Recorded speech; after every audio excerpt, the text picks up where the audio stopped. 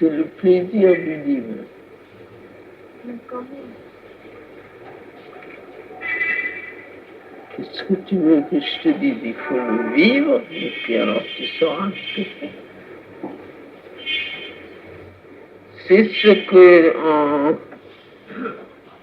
en sanskrit on appelle l'ananda.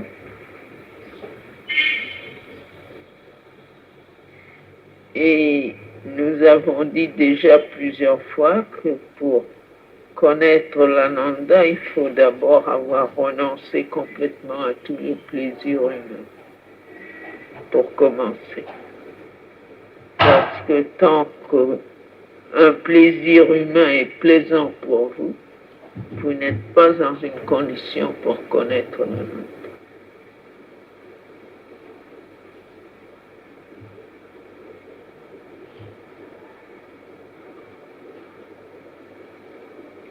Il peut venir à vous et vous ne vous en apercevez même pas.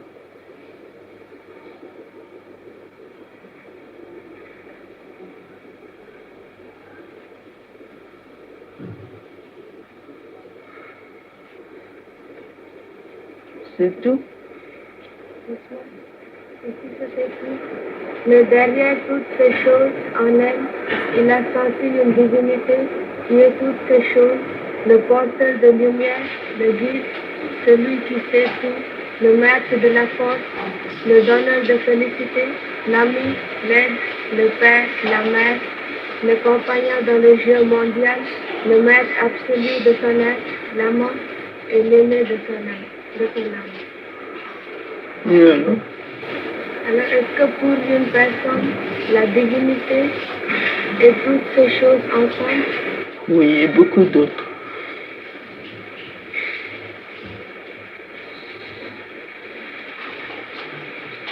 C'est seulement une toute petite description.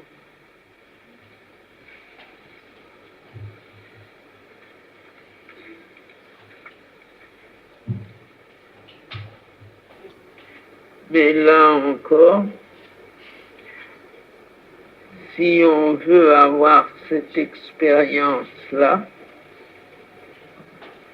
il ne faut plus chercher dans la vie et parmi les hommes à avoir ces relations-là, parce que si on les cherche dans la vie ordinaire avec les relations ordinaires, on se met dans l'incapacité de les sentir tels que le divin peut les donner. Et généralement, la majorité des gens, même de ceux qui ont une âme vivante, ne cherchent à avoir ces relations avec le divin que quand ils ont eu les expériences les plus amères et les plus décevantes dans leur recherche de ces relations dans la vie humaine. Ça leur fait perdre beaucoup de temps, ça gaspille beaucoup d'énergie. Et généralement, ils arrivent déjà très usés, très épuisés, à l'état où ils deviennent capables d'avoir ces relations dans toute leur splendeur avec la présence divine. Ça fait beaucoup de temps perdu et beaucoup d'énergie de gaspiller. Mais il semblerait qu'il y ait très peu de gens qui peuvent aller sans faire tous ces détours. Généralement, quand on leur dit qu'il y a une joie divine et une plénitude divine qui dépasse tout ce qu'ils peuvent imaginer dans la vie ordinaire, ils ne le croient pas. Et pour le croire, il faut, comme je dis, qu'ils aient eu l'expérience douloureuse de tout ce qu'il y a de faux, de trompeur et de décevant dans les relations ordinaires.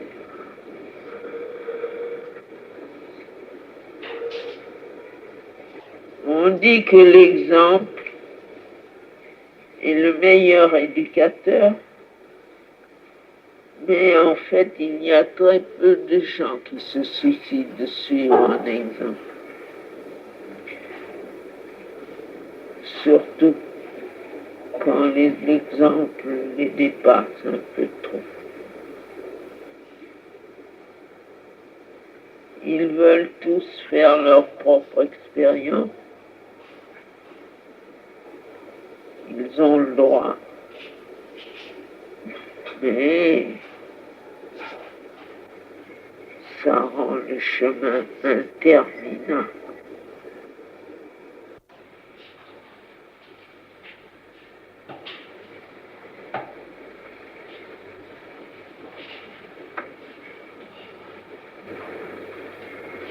Mais si on a besoin d'une de ces choses comme l'affection de la mère ou l'aide ou quelque chose, comment est-ce qu'on peut la sentir dans la divinité selon notre besoin?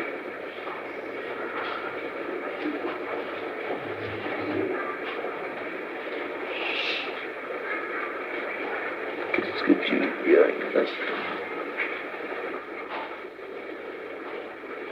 Si par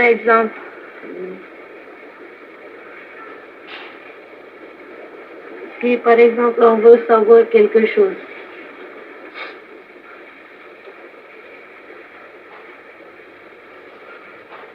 ou on a besoin d'être guidé ou quelque chose, comment est-ce qu'on peut l'avoir de divinité selon notre besoin?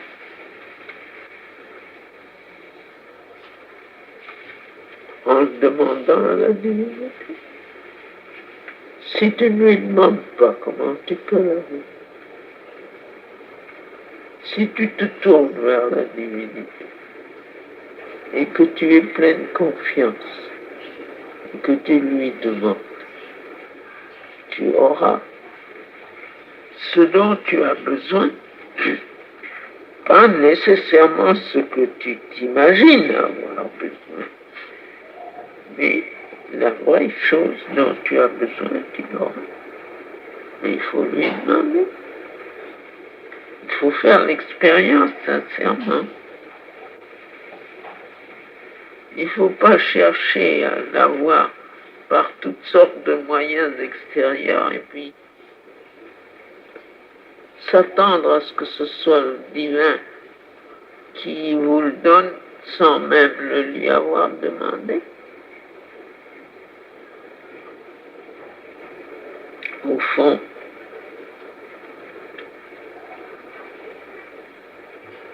quand tu veux que quelqu'un te donne quelque chose, tu me lui demandes, n'est-ce pas? Et pourquoi t'attends-tu à ce que le divin te le donne sans le lui avoir demandé?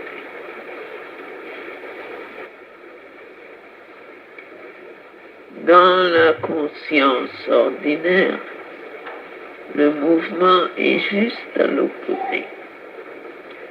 On postule une chose. On dit, j'ai besoin de ceci. J'ai besoin de cette relation j'ai besoin de cette affection, j'ai besoin de cette connaissance, etc. Eh bien, le divin doit me le donner. Autrement, ce n'est pas le divin. C'est-à-dire que vous renversez complètement le problème. Première chose, tu dis j'ai besoin. Est-ce que tu sais si vraiment tu as besoin ou si c'est seulement une impression que tu as, ou un désir, ou un mouvement tout à fait ignorant? Premier point, tu n'en sais rien. Second point, justement, c'est ta propre volonté que tu veux imposer sur le divin en lui disant j'ai besoin de ça. Et puis tu ne lui demandes même pas. Tu ne lui demandes même pas, donne-le-moi, tu dis j'en ai besoin. Par conséquent, puisque j'en ai besoin, ça doit me venir. Tout naturellement, spontanément, la besogne du divin, c'est de me donner tout ce dont j'ai besoin.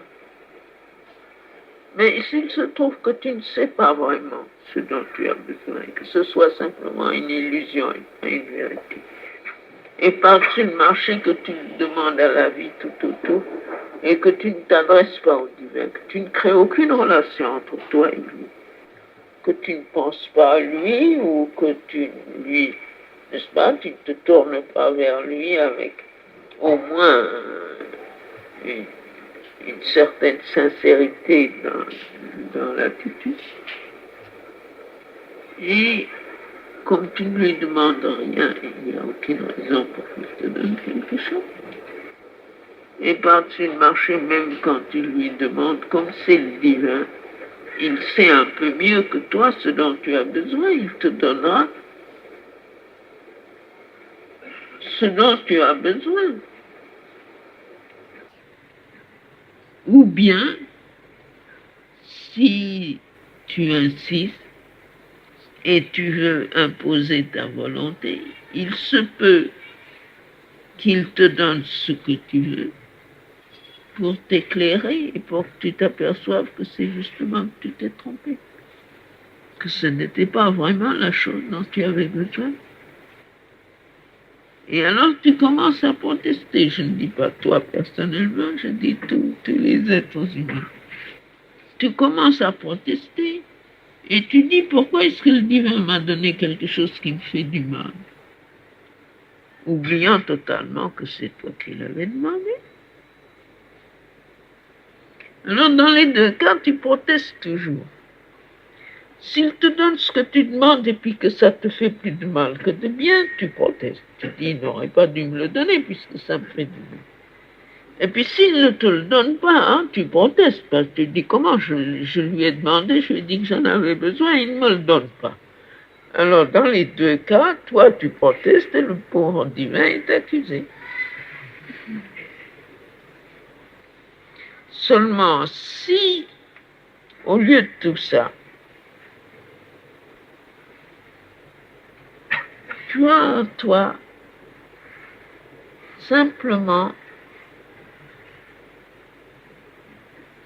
une aspiration,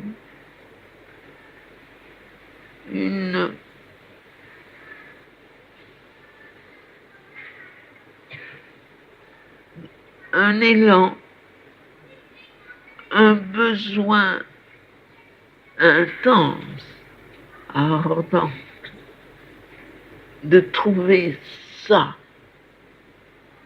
que tu conçois plus ou moins bien comme étant la vérité de notre être, la source de toute chose, le bien suprême,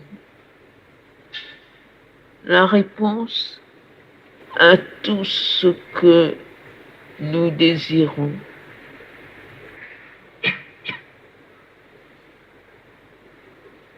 La solution de tous les problèmes. s'il y a en toi ce besoin intense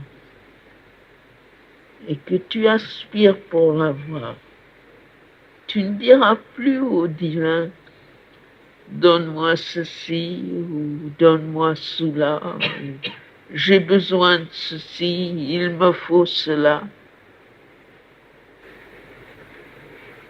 Tu lui diras, fais pour moi ce qu'il faut et conduis-moi vers la vérité de mon être. Donne-moi ce que dans ta sagesse suprême tu vois comme la chose qu'il me faut.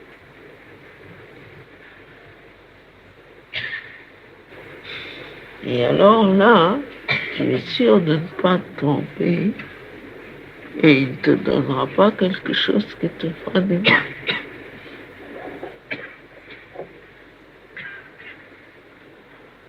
Il y a un pas encore plus haut.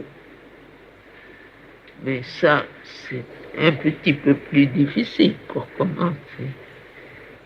Mais celui-là est déjà une approche beaucoup plus vraie que celle qui consiste à dire au divin, j'ai besoin de ça, donne-le-moi.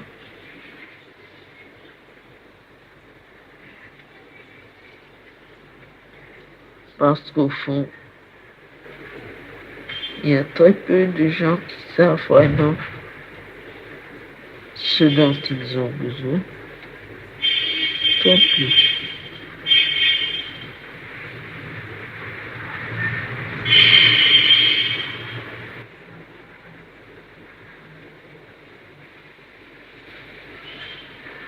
Et la preuve en est qu'ils sont toujours à la réalisation de leurs désirs. Tout leur effort tend vers ça, et que chaque fois qu'un de leurs désirs est réalisé, ils sont déçus et ils passent à un autre.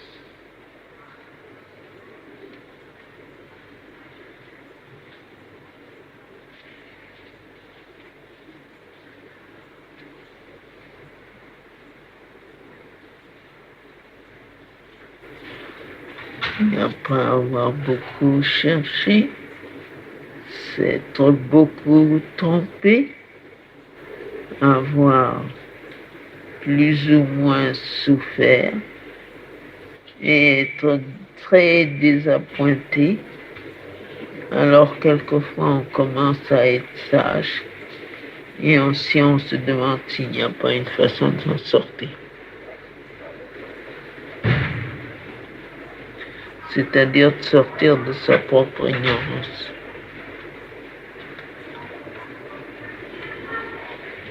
Et alors c'est le moment où on peut faire comme ça.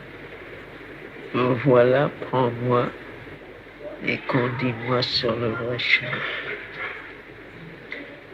Alors ça commence à l'aider.